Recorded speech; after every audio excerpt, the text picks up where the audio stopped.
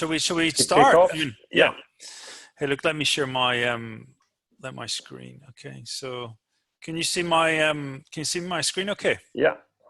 Yeah. Okay. So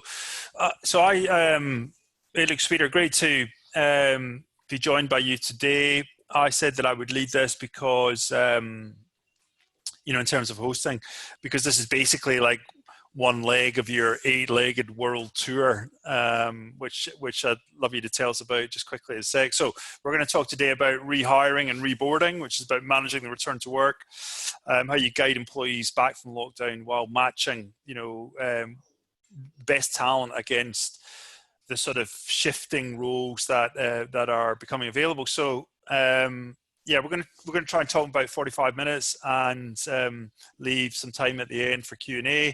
I'm going to talk about the rehiring piece ahead of Sweder talking about the reboarding piece. I'm going to look at what the new normal, what that might look like, what we know is going to be here to stay. I'm going to talk a little bit about changing roles and how you manage best talent, and then how people are looking to capture skills centrally and identify the best match, whilst identifying flight risk, and then the speed and the scale and the quality that people need to hit. Sweder's going to then talk about reboarding from an Appical point of view, the uncertainties and emotions, 5 C's around reboarding, risks and opportunities, and then some practical example from the client. So, hey, Sweder, great to talk with you this afternoon. Why don't you tell us a little bit about the world tour? Yeah. So it got a bit out of hand. So we first started to organize a webinar around reboarding together with our partner Implement in Scandinavia. And then we noticed that this whole reboarding theme differs so much based on where you're at. So in terms of rules and protocols, in terms of timelines, in terms of culture, in terms of how strict the lockdown was, etc., that we decided to host a webinar around this theme with all our local partners. So we're doing quite a bit of a world tour around Europe, but also Middle East and the US. So that's taking place in the coming month. And how, because obviously you've different parts of the world are at different kind of stages, and so I can imagine the session that you ran with the Scandinavian partner, it's maybe a few weeks ahead of where we are in the UK. Tell me about what they're experiencing there, and what you learned in that session. Yeah, so they've already opened up businesses, schools, restaurants and bars, and what they've noticed is that it's not returning to a new normal, it's returning to a new abnormal, because everyone struggles a bit with all, not just the formalities, but also with people that are suddenly not there anymore because they needed to lay off people. Not everyone is in the office yet, so how do you cope with internal meetings, stuff like that? So there's a lot of uncertainty and a lot of questions that people have, and I'll talk a bit about how you can address that in my session. Yeah, interesting. I saw I managed to get my hands on somehow Tesla's return to work playbook, which it's a monster, right? And really comprehensive, as you would expect from Tesla, and absolutely excellent. So I'll make sure that on the when we share the on-demand version, that there's a link to people that can find that. But it is excellent. Anyway, so let's look at what. So obviously we're kind of moving into phase 3, which is as the lockdown lifts and return to work begins, and which also translates onto rehiring.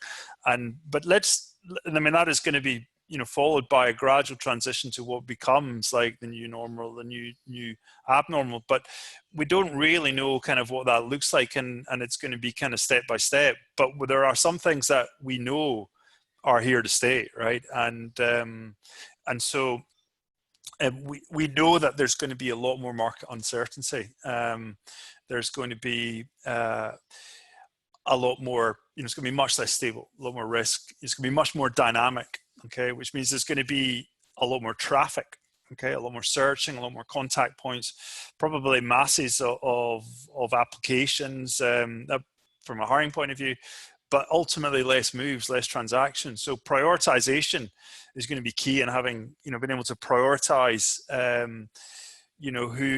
who it is you bring into different roles, both internally and externally, and having robust data to do it. We also know that looking forward that, the right to work remotely and from home is going to change in a lot of instances from being not just a perk or a benefit to being a right. I mean, I think there's a couple of, Sweder, you mentioned there's a couple of parties of the coalition parties in Holland are actually pushing for it to be a legal right rather than a benefit. But what we see is we're seeing in the UK that organizations that were previously, no, you must work at head office for head office roles, actually are working, you can work for anywhere. So we see this kind of accelerated building of talent pools and pipelining around clusters or concentrations of interest. We're also seeing the expectation that there might be a shift to, more youth and a younger workforce in the sense that they have a different attitude to work now. They're keener, they're cheaper. So, and we see a lot of the early careers talent acquisition things going online. And the last piece around employee engagement is really, really important, and that's kind of taps into the idea of soft is the new hard, and really kind of organizations are really, really keen to get a deep understanding of how their staff are feeling and coping, and being able to identify, potential issues or potential flight risks, but more importantly, being able to get robust data points and sort of proof points on that, so that they can, drive, tangible activities and tangible outcomes to improve. So we know that that this is a lot of the things that are definitely going to be happening in a new normal. So I've taken I thought this is such a great slide from Sweden, some of the slides that Sweder's going to share, that in terms of how you visualize sort of where we are. And he's obviously got the line around levels of uncertainty and risk and what that means from a reboarding point of view. But what we know from a rehiring point of view is that organizations are changing. They're going to be increasingly different as we go through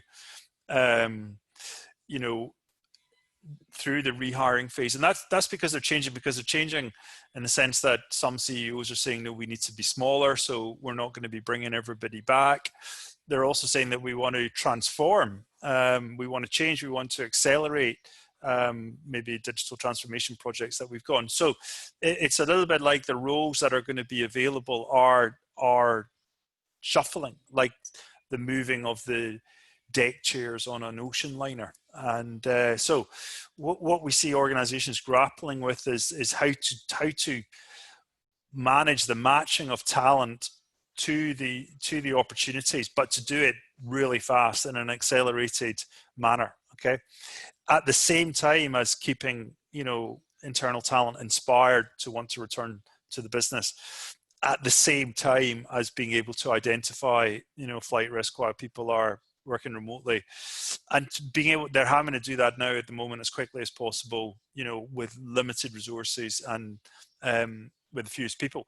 And they need to wrap their arms around it centrally, because they're concerned that if it's left to a whole series of individual managers, then there is chaos kind of looming.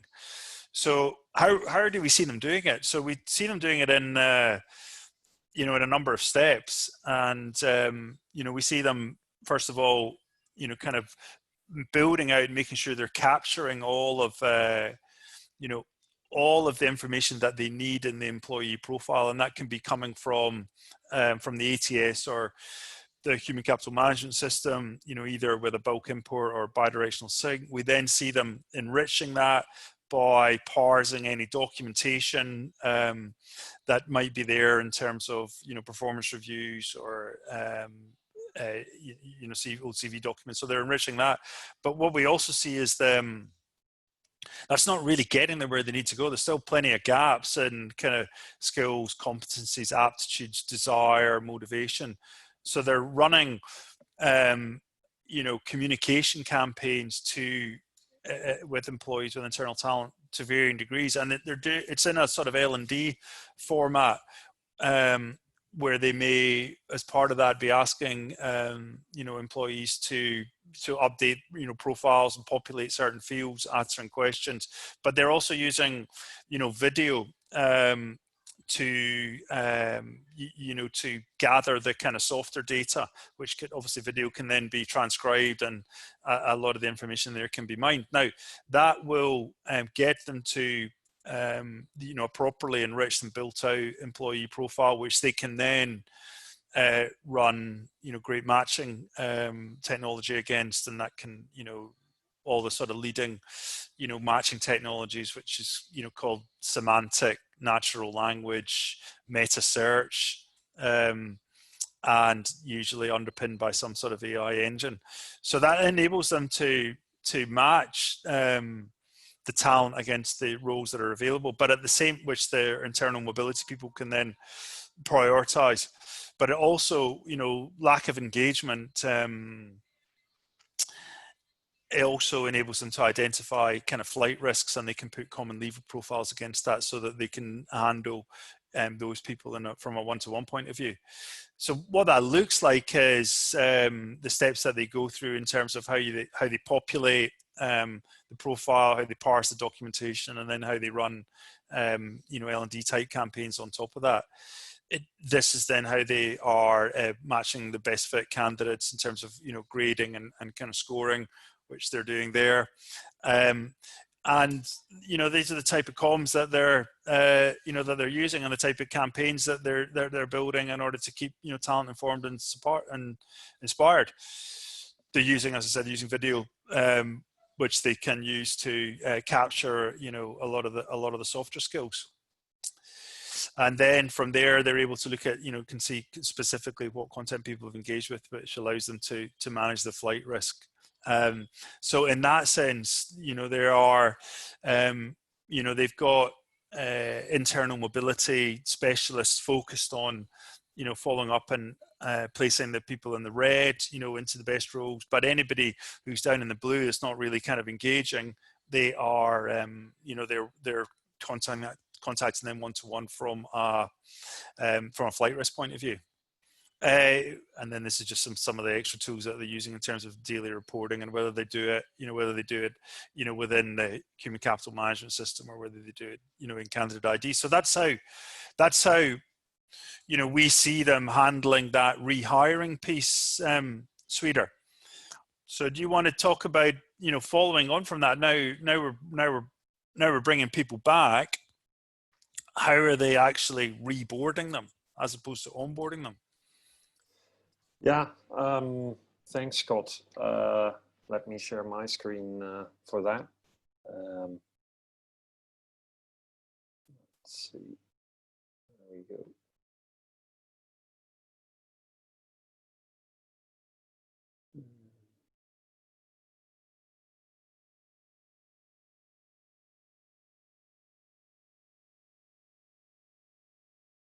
Can you see this? Yep. Great. Yeah, first a little bit of background about Appical. Might not be familiar to all the attendees. We founded a while ago, and our main focus is around onboarding. And we were founded specifically for that purpose, to solve the problem of making onboarding process is simple, fun, and engaging.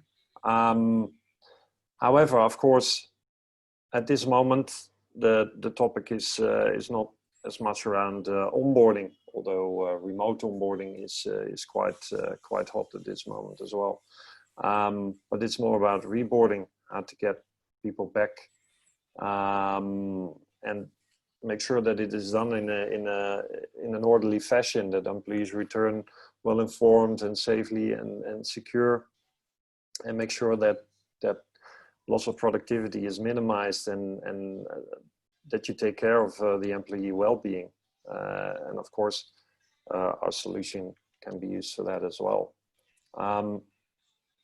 You already showed this one, and the levels of uncertainty were highest at the beginning of the lockdown, obviously, but they're also quite high now at the beginning of the reopening. And you don't know how it will evolve after that, but we are focusing currently at that stage of reboarding, which can be anywhere from 1 to, who knows, 3. If we get a second lockdown, maybe 6 months. And there's a lot of emotions going on with employees. Can be positive emotions, like people are proud of how you've dealt as a company with the lockdown. They're excited to see their colleagues again, and they've got a lot of ideas on how to use this situation to create more impact. On the other hand, there's confusion about the rules, about their own job security. They're anxious about that. Being at home for such a long time could have caused a feeling of detachment. People start thinking about purpose, what their job brings for them in their life. So how can you make sure that you as an organization can positively engage with your employees and handle the coming back in such a way that employees feel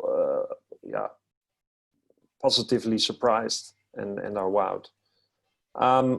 In essence, it doesn't really differ that much from onboarding. So when you're onboarding a person, it's about one new hire that takes a leap from an old context to a new context, from an old job to a new job.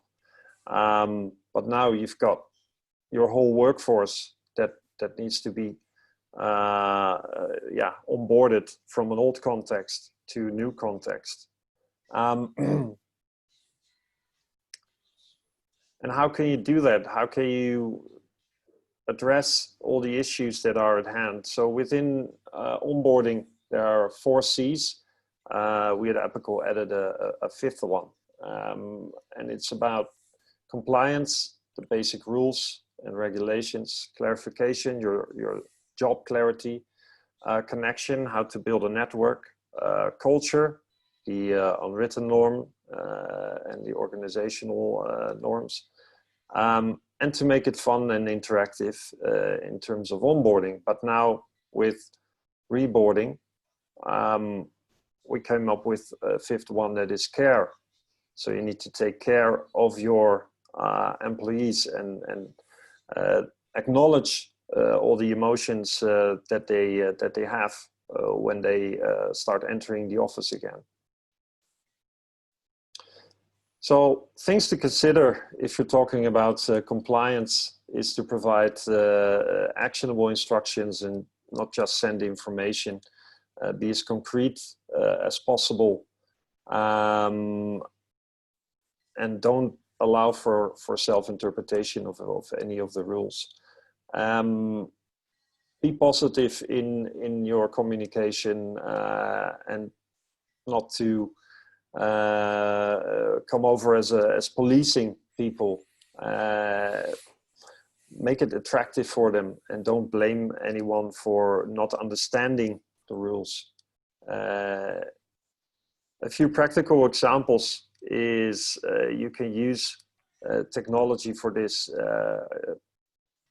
For instance, you can send out push messages when people enter the office, so they know they have to wash their hands or that they have to follow the physical instructions that are displayed in the office, and that they need to take the physical distancing serious.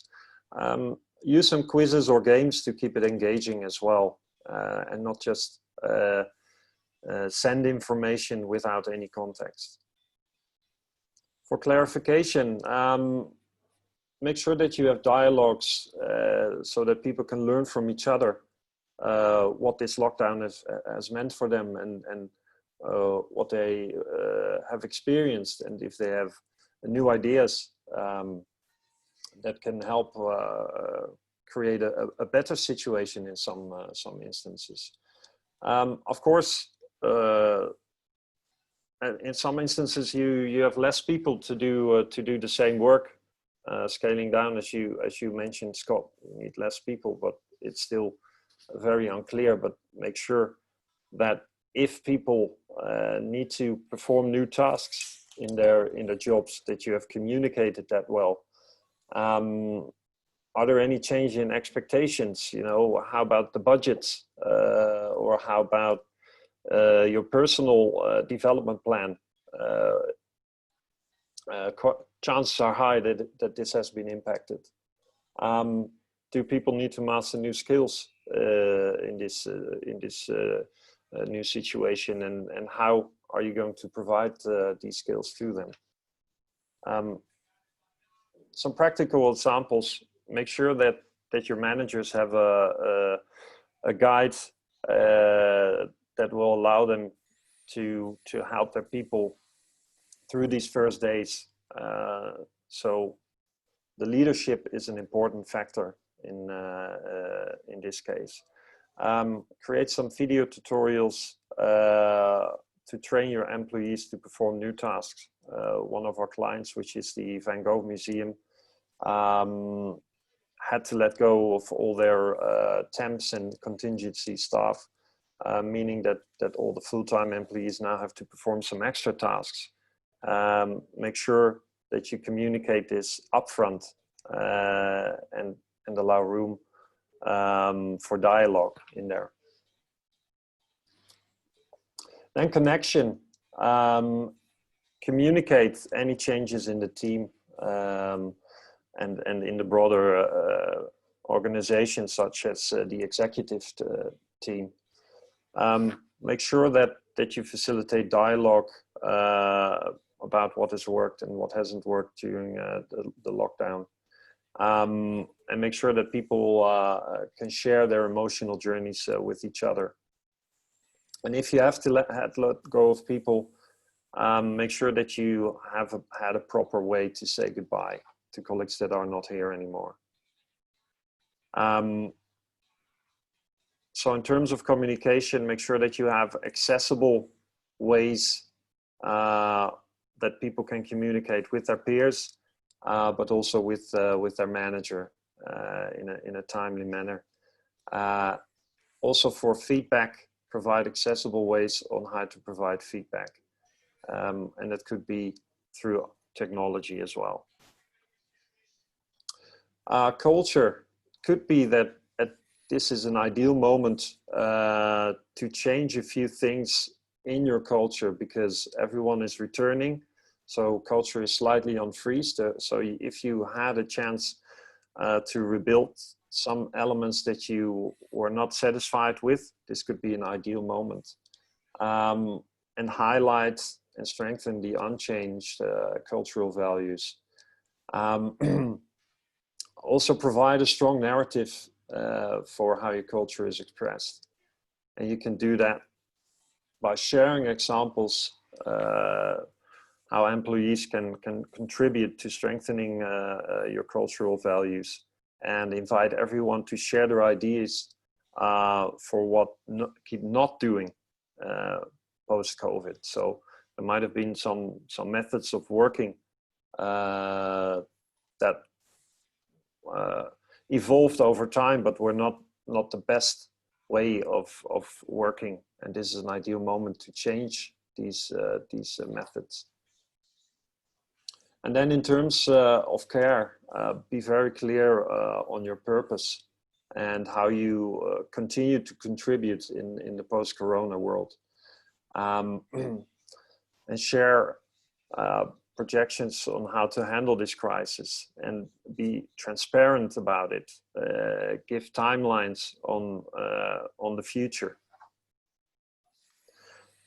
How you can mitigate this is by broadcasting a common narrative, communicate this, and explain where you are as an organization. Also clarify what your employees can expect and stay informed on their well-being by checking in on them regularly and seeing trends in that data and acting upon it. Of course, there are a few features that can support this within our platform, but these are things that you should at least address when talking about reboarding. If you have any questions around this, we are more than happy to bring you in contact with a few of our references that have been working on reboarding in the past period. And as we are a couple of weeks before you guys, it would be great to share experiences around this topic.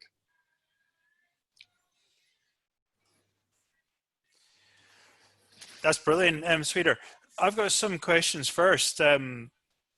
You obviously, bringing people back into a workplace, there's physical restrictions in terms of space and desks, and do you know? Did you not mention one time that you had you've got a link to a vendor or some sort of technology that manages that physical space as well? Yeah. So we have these workplace booking vendors, these workplace booking technology, and obviously that was used for flex workers previously, but now because there's only in the best situation a 30% availability of workplaces.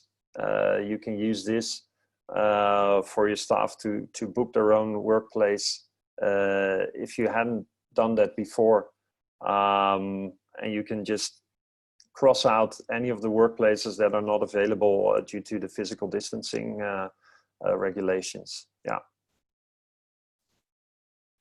What about, and is there so we work with medical devices company over in San Francisco, big one, and one of the challenges that they have is that we're helping them solve is so they've got a highly automated robotic manufacturing facility, and they need robotics engineers to work in the plant, but not.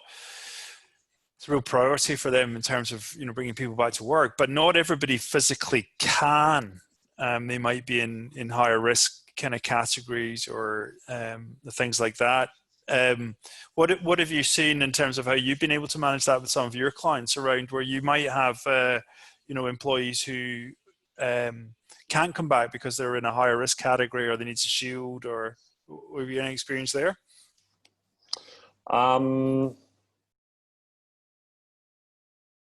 At this moment,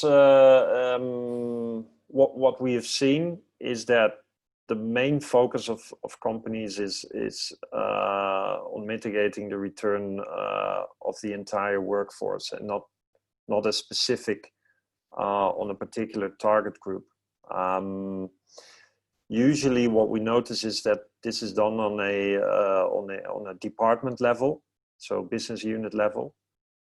And of course, they are able to make their own decisions in that regard. I have to take a look at at some of the clients that we have that are currently using the reboarding. But what I've seen is that it's started as a more generic way of reboarding, and that from there on they want to build it really department specific. Yeah, I think that because also there's another kind of dimension to it, which is that within jobs there are also tasks, and there's an opportunity. What we're trying to do is match tasks to available talent, and that sort of matching exercise, we've seen a lot of that as well. What about, I mean, you've obviously talked and showed some of the stuff around the softer data. I mean, what we know is that, I mean, across an organization, you'll have a lot of people that are working remotely who are, doing just fine, being well looked after, and loyalty to the organization is growing.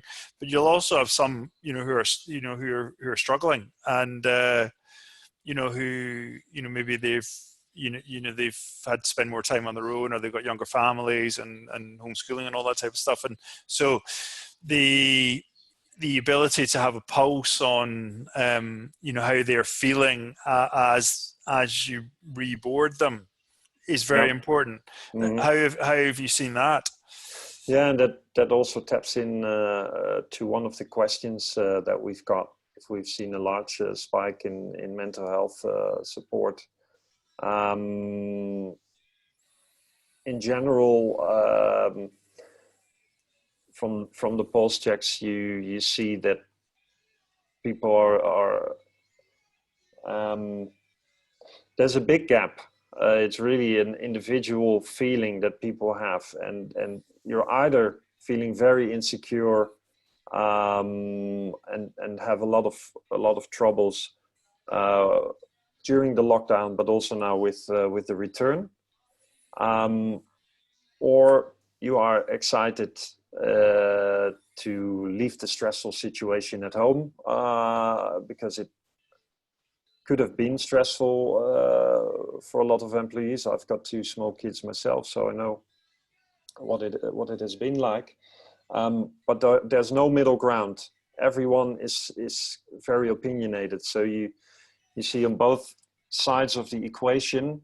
That's where your pulse checks are going. It's not like everyone's completely fine or doesn't see any difference with how it was before. So that's really difficult because both these type of employees will return to the workspace and have completely different emotions and need a different approach. And then to add to that, of course, Scott, that's where you come in.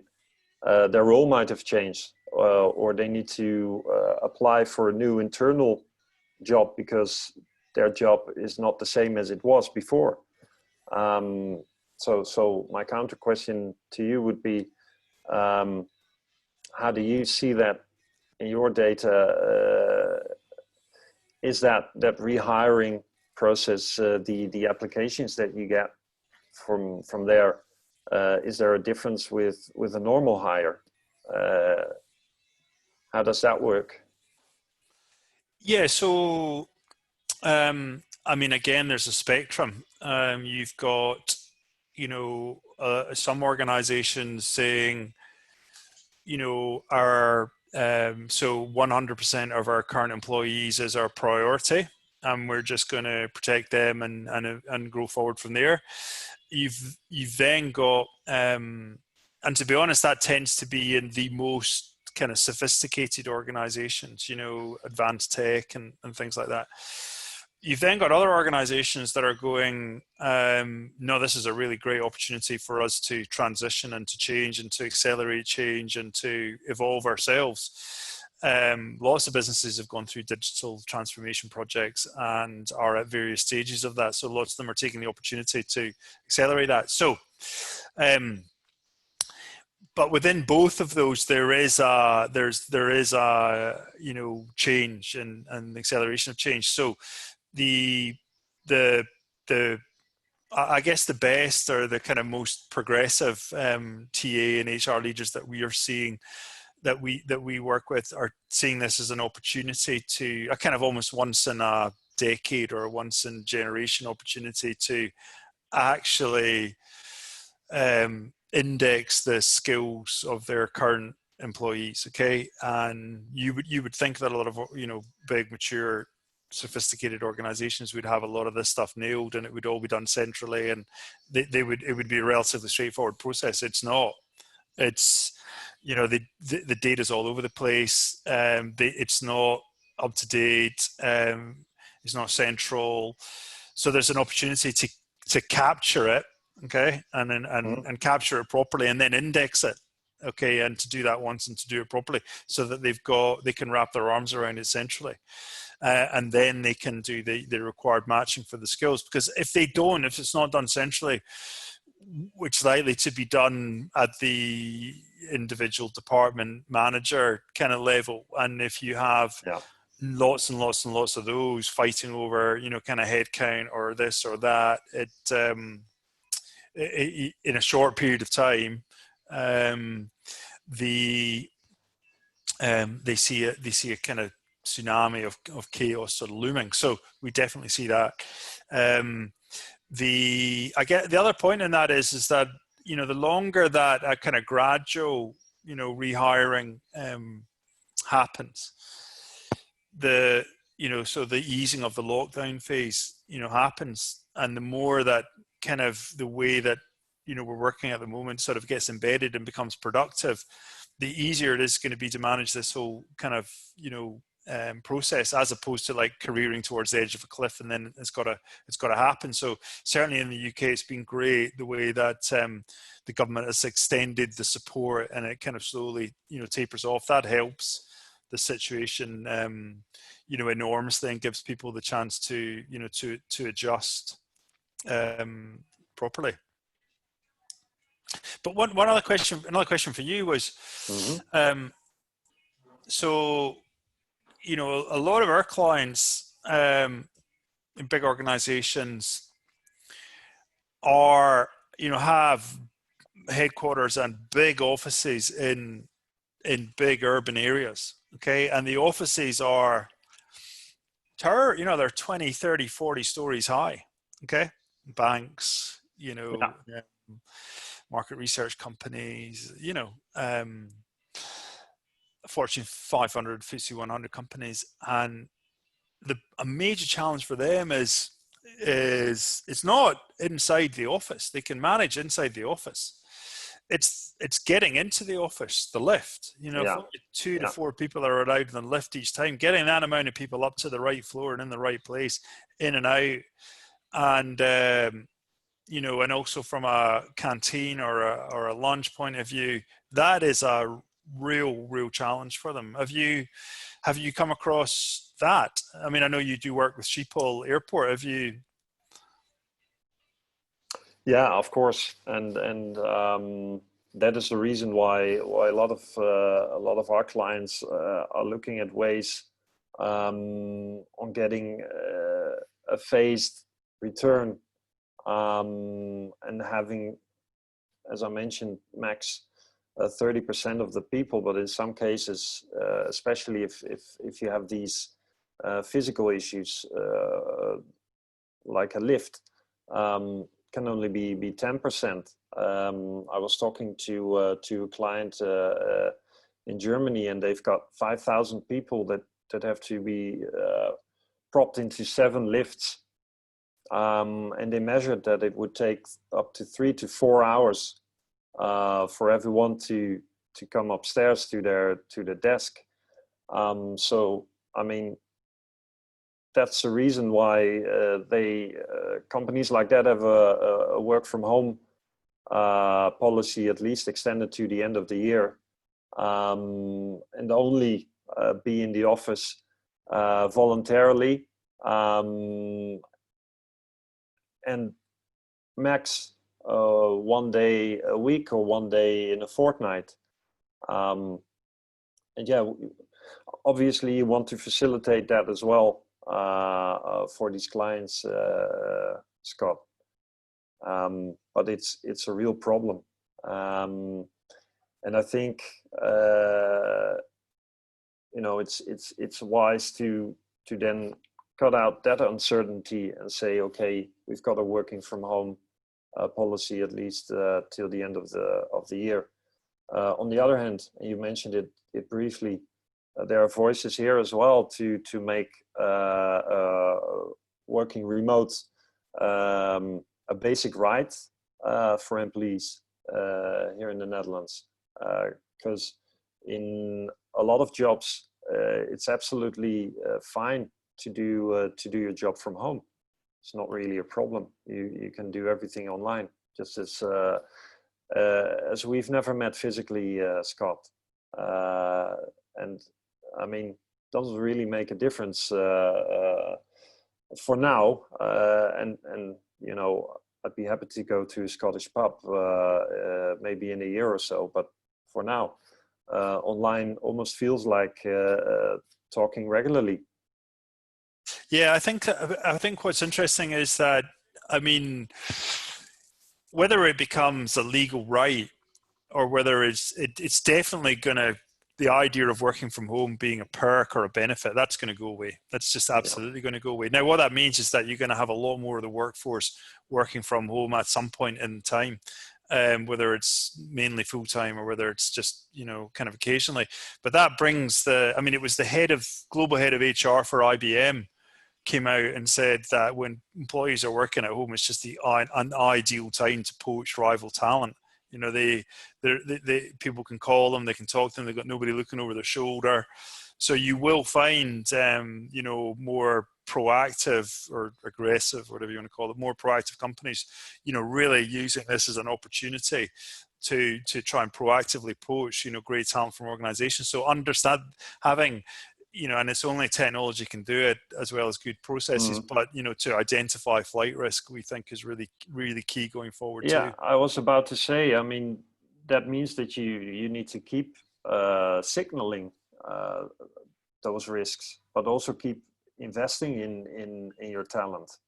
You know, keep them engaged, develop them. So, I mean, if you're talking about rehiring and staff needing to develop new skills, then if you've identified that based on their complete profile and the analysis that you've made as a company, then also provide them with the opportunities to school themselves, to take trainings, etc., to keep them motivated for any of the new roles that might occur at their company. Yeah, no, absolutely. I mean, it is a, you know, all of the great things that the best companies do from a talent acquisition, external talent engagement and nurturing point of view, and all the things that the best companies do from an internal, you know, talent mobility, you know, upskilling, reskilling, closing the gap. That kind of move towards a total talent management model is what we see kind of all the time. So, yeah, excellent. Look, well, hey, we're up on time, and I know. Anything I haven't seen any questions yet. I'm not sure if anyone from the audience has a question that's burning on their tongue right now. If so, raise your hand. Of course, the slides will be shared afterwards. And you can always drop us a message if you want to learn more about any of these two topics that we've discussed. Yeah, we had a couple of questions, but they were covered off in the things that we said around negative emotions and stuff. So, I think Sweder, it's been brilliant hosting you on this leg of your world tour. Scandinavia, UK. Where are you next? Next one up is Dubai. Next week in the Middle East. But it's been great to visit Scotland, Scott. Excellent. Like, great talking to you. Have a safe trip around the world digitally. And Yeah. thanks again, everybody, for joining us. We'll share the slides in the on-demand version, and I'll make sure to include that Tesla return to work playbook. Thank you as well, Scott, for having me. Okay, good. Thanks, guys.